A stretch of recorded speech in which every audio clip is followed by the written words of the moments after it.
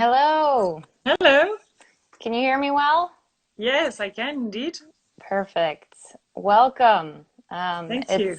it's so great to have you on here. Thank you so much for taking the time to join us. Great pleasure. I know it's starting to get busy in Bordeaux now. It is, actually, it is. I spent the whole day doing a 2019 tasting at the Chateau and through a video conference in London today. Okay, awesome. How's it tasting? Well, it seemed to be very nice. My fear is that people get samples in the optimal conditions due to the high temperatures that we experiment at the moment. There are 31 degrees Celsius at the moment in Saint-Emilion in the afternoon. Yeah, So, that's but so far, very good conditions, and the people were extremely enthusiastic about 2019 tasting. So tomorrow is Hong Kong. Oh, okay. Wow. Yes, Quite a time difference over there, no? yes, actually, absolutely. All right, well, let's get started. So the way that I like to do this is just if you could say a few words to introduce yourself and the family properties, just so that everyone has a base, and then we Sure. can we can go from there. Absolutely. Well, I myself, Stéphanie de Boüard-Rivoal, I was born in Bordeaux. I grew up in Saint-Emilion. I spent all of my childhood at the estate, family estate Chteau. So I was a happy and lucky little girl walking alongside my grandfather and my father in the vines of Chteau that you can see. And at an early stage, around the age of 7, 8, I told them that I would be keen on working with them and taking over, working alongside them in the future. So they said to me that it was a bit early and I should continue to work at school and we would see later. And say 11 years later, I reiterated this interest for my family estate. And I think I understood later that my grandfather and father transmitted something quite strong to me that was not at that time the taste for wine, although we were forced to have one sip of wine every Sunday from the age of 7, but I didn't like it, so had to wait a bit longer. But I realized it was something else. It was everything linked to the passion and the work, the very hard work for the and the attachment of our lands of our vineyard. That was something very strong, and the estate has been my family since 1782. So it's more than 200 years, and I represent the eighth generation, which is something very symbolic and very strong because I consider myself as a depository with a duty of transmission to the following generations. And I consider that I'm a link of a chain. So that's something that is extremely challenging because I have this mission of transmitting and maintaining as well the level, the quality level. And at the same time, it's becoming harder and harder when there are more and more generations. So that's a great challenge. And Yes. also, I'd say that when I took over in 2012, it was the year that Chateau was upgraded, was classified. For me, that was wonderful because I mean, all the merits went to my father, my grandfather, great uncle. But I felt I had this duty and this challenge to maintain.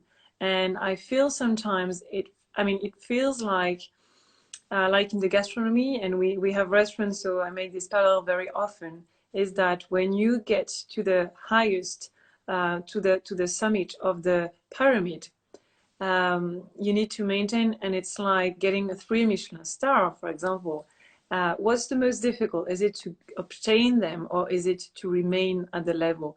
Well, I don't have the answer, but what I'm saying is that I think there's a lot of pressure, but I'm very happy to take on this position at my generation.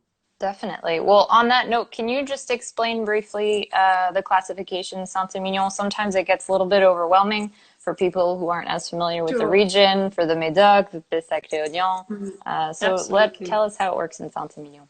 Yes, because people tend sometimes to make the confusion with the classification of the Médoc 1855. Well, in Saint-Emilion, it was in 1954 that the classification was established. And the particularity is that it's a classification that is reviewed every 10 years. So it's, of course, it's great because it means that there is emulation and that everything is permitted and is possible. At the same time, there are some difficulties also for the consumer and for people who would not agree on the scores that are given and on the classification itself reviews. Of course, when you're downgraded or if you're not upgraded as you would think you deserve or as you would expect, that's a disappointment. But that's the rule of the game, I'd say. So I think it's very encouraging for vignerons, winemakers, to know that their work can be rewarded in terms of classification. For the consumer, he needs to follow because sometimes Mm-hmm. people say, so is it a classified growth? Is it first classified growth, A, B? So we need to follow, but I think it's really rewarding for the work that's been done. And in Saint-Emilion, there are about 700 vineyards. Out of them, there are 54 Grand Cru classés. Then there are 15 Premier Grand Cru classés, and there are 4 Premier Grand Cru classés A. And Angelus became part of the 4 with Pavie, Chteau Pavie in 2012. Okay, awesome. Yeah, so that's working your way backwards. So Grand Cru Classé, Premier Grand Cru Classé, and then Angelus is really at the top of the classification. Yes, yes. Can you tell us a little bit? Obviously, Angelus, Saint-Emilion is steeped in history, your family. Can you give us a brief little history on the estate and your family involvement there? Yes, well, it started in 1782 with my first, the first ancestor who settled down at the chateau was Jean de Boüard-Rivoal.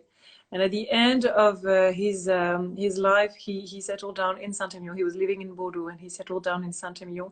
He bought a piece of land and then everything started from there. So it was little at the beginning.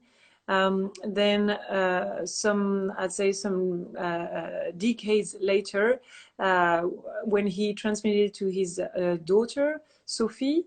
So that's how I'd say women started to be involved, but there was nothing to do in terms of dimension, in terms of managing a vineyard, as it is, of course, today, as one can imagine. And then the following generations, where we had the family Souffrin-Laverne, because with the wedding, the women getting married, so it went into a parallel branch of the family, but still in the family, so without the same family name. And then just before my grandfather inherited it back to him, great grandfather, sorry, it was an aunt Eugénie Châtenay who had it, and she has no heirs, and she was a widow, so she transmitted to her nephew, my great grandfather Maurice de Boüard-Rivoal, and then my grandfather, my father, and then myself, with of course my great uncle and my uncle as well. So that's how it happened. And every generation is of course contributing to I'd say the elevation of Angelus, and always questioning ourselves, always thinking, how can we improve? What can we develop? And my challenge every day is, what can I do better? What can I improve at the chateau? Because we need to question ourselves, and we never consider anything for granted. So we talked about the classification. That is something great, wonderful. I was so happy for the work that was done in the past, but at the same time, it's never being something that drives us. We're happy to get it. Of course, Mm-hmm. don't get me wrong. But at the same time, if There's no classification. We will work exactly the same as we have worked, and we will continue. So I'd say it's more pressure, the classification, and we've always been very demanding. I'm very demanding with myself and with with all of my team, and I think that's how we can reach. We never reach perfection, but we get closer to it. Closer and closer every Yeah, vintage. exactly. Can you speak about the name Angelus and the significance of the bell? So let me just pull up a picture here of the bottle. So for those of you who haven't had a chance to hold a bottle of Angelus in your hands, you'll notice that there are bells that are on both labels.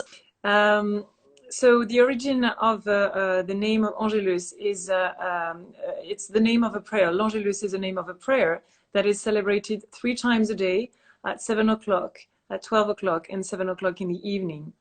And due to the natural setting of some plots of vines in a natural amphitheater, the ring, the bells heralding the prayer L'Angelus can be heard. There is a really echo in this particular place, and that's the reason why a plot has been named Clos L'Angelus, and by extension, the whole vineyard has been called Angelus, Chteau Angelus. Okay. And Carillon, and for those who don't speak French, this is the name of the second wine. Yeah, carillon is the sound, and also what you can see on the screen is a group of bells. So you have 3 bells on the carillon d'Angelus on the second label, and that's really the symbol, the emblem of Angelus. And if you come to visitors, and I will be very happy, delighted to welcome you, you will see this carillon, this bell tower with a large number of bells, and these bells celebrate the prayer L'Angelus 3 times a day, as mentioned, as well as some national anthem to welcome our guests from all over the world. So it's a very unique way of greeting our guests from all over the world. I do remember the last time I was there, I was with a group of Americans, of course, and out of nowhere, we weren't expecting it. It started playing the national anthem. We were all very surprised and impressed. Quite surprising, yes. Another thing that I wanted to ask, what at Chteau Angelus, you have quite a high percentage of Cabernet Franc in the vineyard. Tell us a little bit about that. Why is there so much Cabernet Franc? What does it bring to the style of the wine? Sure. Yeah. Well, first of all, to start, the name of Cabernet Franc originally, locally on the right bank is Boucher. And I am sharing this with you because my great-grandmother was called Elisabeth Boucher. And she was, as we call in French, maîtresse femme. She played a big role in the estate alongside my great-grandfather. And my great-grandfather was fully in love of his wife, and paid tribute to her, planting even more Boucher, Cabernet Franc. But he didn't plant it randomly. It was not just for fun or whatsoever. He identified that there was a special soil and terroir for Cabernet Franc that is very distinct from the terroir that where we plant our beautiful Merlot. And the plots I mentioned on the natural amphitheater, where we have more Merlot, are not the best soils for the Cabernet Franc where we try. So it's important that if you want to grow wonderful Cabernet Franc, as we manage to get their finesse, the elegance, the tension, the complexity, and a bit of spiciness, you really need to have some clay between 10 and 20%. That will really produce these top Cabernet Franc. And it's very interesting because we've made some trials and experimentations, and it was always with this particularity that we have this level, this quality level. And it brings to the wine also freshness. So in our wine, at the finish is long, is persistent, and is fresh. And that's something that is that I like very much in the wines, particularly with the global warming, that in not all vintages, but more and more, we have extreme weather conditions, not only the heat, not only drought, but also rain, storm, hail, frost, many things. And Cabernet Franc, in a blend, as I mentioned, will bring the freshness. And when you have heat or drought, it's really a great variety that has all its place and is very useful. As I mentioned, my great-grandfather planted a lot of Cabernet, I mean a lot, significant Cabernet Franc. My grandfather and great-uncle continue to do so. My father did it, and I'm really keen on planting more Cabernet Franc. At lunchtime, I was in the vines, walking in the vineyard to check all the flowering, because it's the flowering season and it's going very well. And I identified a plot that we're going to pull out in the next years, because it's two old vines, and it's Merlot, and we will replant it in Cabernet Franc as well. Okay. And how about for the ageability of the wines? Does the Cabernet Franc also? Absolutely. It is a wine that has a lower, generally speaking, a lower pH, and 2019 is really a great example with lower pH with Merlot and Cabernet Franc, because Cabernet Franc is really renowned for our lower pH than Merlot, and it really gives the ability to the wine, to the wine to have a long aging potential. So that's one true element. So would that mean that in Carillon you use maybe a little bit less of a percentage of Cabernet Franc than you do in the Grand Correct. Vin? That's correct. It's not necessarily because we want to, but we consider that some Cabernet Franc are really suitable to the Grand Vin, to Chteau Angelus, regarding the type of wine that we want to produce. And Carillon Angelus is much more on the, I would say, on the roundness, on the very smooth, a lot of crunchy fruit. And this is really the Merlot. It's a Merlot-oriented, predominant wine, Carillon Angelus. Mm-hmm. So right now in Bordeaux, just essentially really this week, the 2019 En Primeur campaign started, which would have happened in a typical year a little bit earlier. So there's a lot of discussion around the 2019 vintage, but I'd like to take a step back and look at the vintage prior, which will be the next vintage that will arrive to the US market, which is the 2018. Can you tell us a little bit about how that was for you, stylistically, how the wine is? Yeah, sure. 2018 is a tremendous vintage. I would not compare, but put them side to side, 19 and 18 and 19, because I consider they are two of the most complete vintages that we've produced.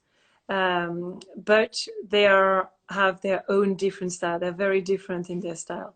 2018, first of all, we had very difficult weather conditions, particularly with the mildew pressure that we managed to control, luckily, but it was still very difficult conditions.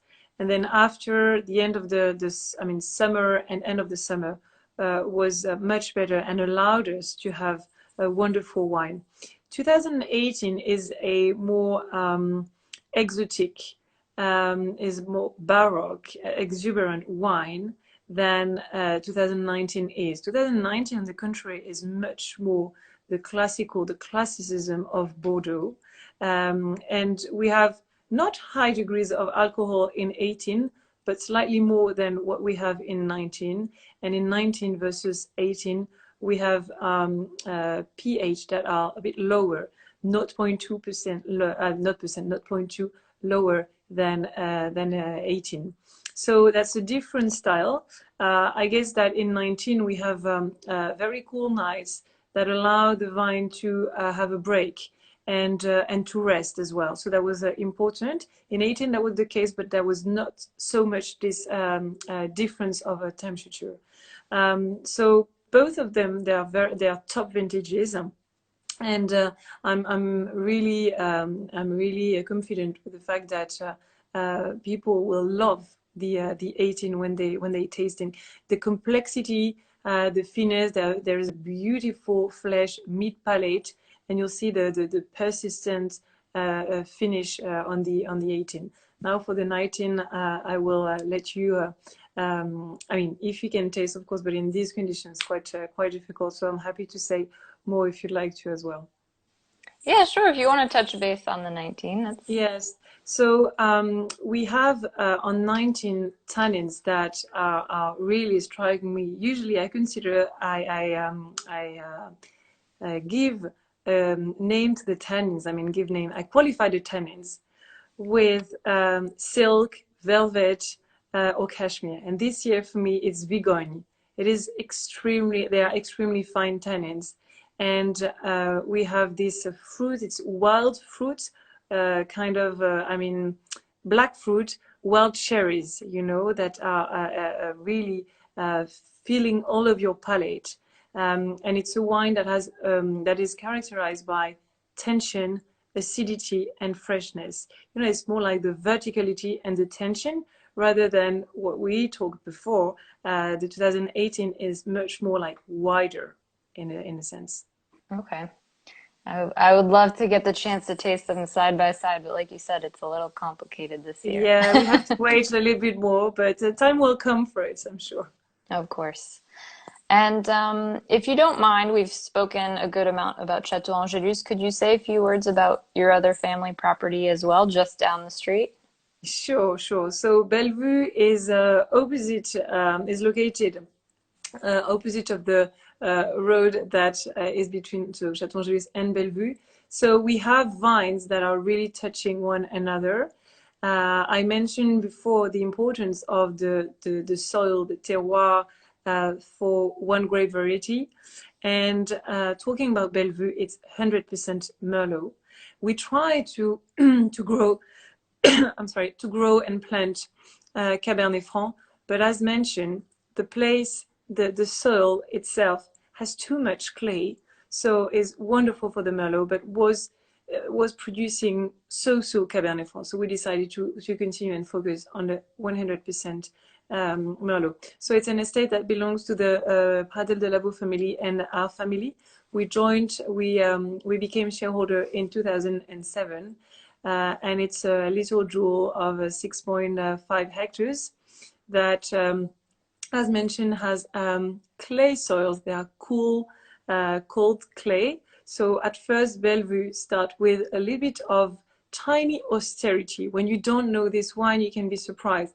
But then it opens up very quickly and show a lot of finesse, of charm, of elegance. Has some freshness that is, of course, brought by the terroir I mentioned, the soil, this clay, and is very often considered as a feminine wine. There's a wonderful wood that a little forest, a little wood that is between Angelus and Bellevue, where we have an ecosystem that is absolutely great for the vines around, where we have some beehives, so we produce our honey, and also like all sorts of animals that are very surprising, and it's quite unique to have this wood, this little forest of almost 2 hectares in Saint-Emilion, because what you can see mostly is really vines and vines. And you can see on the picture the Chartreuse, that is the building, the estate for Bellevue, that is just down the wood I mentioned, the forest. And the Chartreuse, the particularity is that everything is on one layer. So there are nice rooms touching one another. Yeah, so I mean, last time I was there, I didn't realize how close it was. Literally just walked down the road to get there. So it's really Yes. right next to Chteau Angelus. If anyone has questions, feel free to put them in the comments. But if you don't, I have one more question for you. And it is, what is your favorite vintage of Angelus that you've ever tasted and why? Well, that's a very difficult question, almost impossible to answer. It's as if you're asking me to pick, to A choose child. amongst my children, yes. Now, if I have to pick, I would pick, of course, a few. They're all like beautiful vintages depending on the circumstances, depending on what you eat and who you are sharing it with. I would rather talk about a wonderful memory that I have that is really an old vintage, and then a very old vintage, and then a younger vintage still that quite aged. So first to start with, it's 1928 that I tasted in Seattle. It was 3 years ago, where after tasting, the distributor offered me to have a simple dinner, and he said, I have a bottle that I want to organize a blind tasting during the dinner. So we tasted it blind. He said to me, well, that's a vintage of your estate that you've never tasted. And I thought he was presumptuous to know what I had tasted or not. And indeed, it was the first time I tasted 1928. And it was something extraordinary. First, the wine was still alive. That was a real miracle, almost a miracle, because the wine had been bought in an auction. So, with this age, one wouldn't attempt really to have a wine in this state. It was beautiful. And also because my great-grandfather made this wine, produced this wine. So, and I've never met him, but I heard a lot about him. So I felt like time, I was tasting, I was drinking history. It was a travel through history. That was beautiful. And another one that has more, I'd say, body, and I was a bit more recent, was 1990 Chteau Angelus that I tasted for last Christmas. And it's a wine that feels so young still, and has underwood notes, leather as well, bit of dark chocolate. It's beautiful perfume and flavor. All the flavor are blossoming, and this wine doesn't seem to age at all. So it's rare to find on the market, the 1990, but that was one of my most beautiful memories. And I could talk forever, but as well I had 45 and 47 with my grandfather when he was still alive, and that was wonderful. So I'm very happy to see that our wines can age very well. The only disappointment that I have is that we have so few bottles of these past vintages. Of course. Well, that sounds amazing. I would love to try any of those vintages. Yes, very rare. So if no one has any questions at this point, I think we'll wrap it up. Thank you so much for taking the time again to chat with us today. I know there's a lot going on now, and these are wines that we love to follow and bring in every year. They're beautiful wines. So thank you very much. Good luck with the 2019 release and Thank you. the 2020 vintage. I know there's lots of work to be done. So good luck with everything. 2020 is wonderful. As I told you, I walked into the vineyard. The flowering season went very well.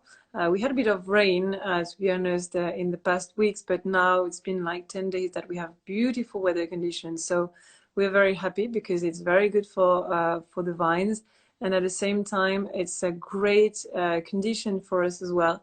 To taste the wine at the moment, and we have a lot of our negotiants finally being able to come and taste at the chateau. It's a bit too far from you, I'm afraid, with all these restrictions, of course, but time will come when we can definitely share and introduce this 2019.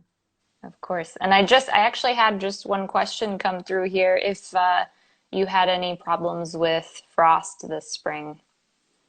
Luckily, we did not. I mean, there was some frost pressure, and we had some wind turbines, some frost guard that we activated 3 times, and we were blessed because we were not affected, and the turbines worked well and didn't go down too much. I mean, the temperature didn't go down too much, so we were really preserved. Thanks God.